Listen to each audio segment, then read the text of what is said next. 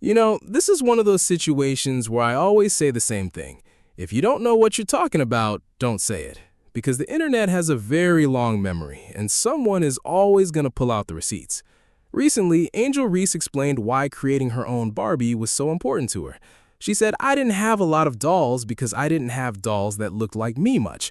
And that's why I really wanted to make sure this was super intentional." Naturally, the clip spread everywhere, and people immediately started debating whether that statement was actually true. So instead of arguing with feelings, let's look at the history. Here's the thing. Black dolls are not new, not even close.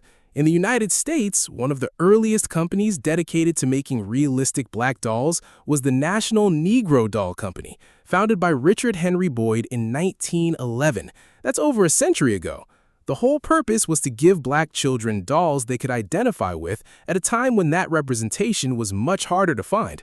So the idea of black dolls didn't start in the 2000s or even the 1980s. It goes back more than 100 years. Now, let's talk about Barbie specifically. Mattel introduced Christy, Barbie's first black friend, in 1968. Then, in 1980, designer Kitty Black Perkins created the first officially marketed as Black Barbie. That was a huge moment for the brand and for representation. Fast forward to the early 2000s when Angel Reese was growing up, and stores already had Black Barbies, Christy dolls, Bratz dolls, and plenty of other dolls with different skin tones and hairstyles.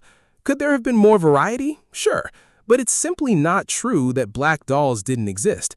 Now, to be fair, let's not put words in Angel Reese's mouth. She never actually said there were no black dolls.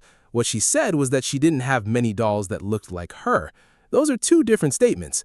Maybe she meant dolls with her specific facial features, hairstyle, or overall appearance rather than just her race.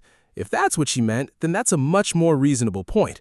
That said, I still think it was a pretty clumsy way to phrase it, because without that extra context, a lot of people are naturally going to interpret it as a statement about racial representation.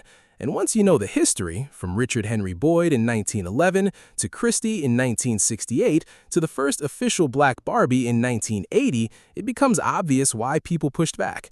Maybe Angel Reese was simply saying she never had a doll that looked specifically like Angel Reese, not making a broader racial statement. That's entirely possible. But personally, I still think it was a pretty dumb thing to say. Especially if we're being honest, the doll itself doesn't even look that much like her. But that's just my opinion. What do you guys think? Let me know in the comments.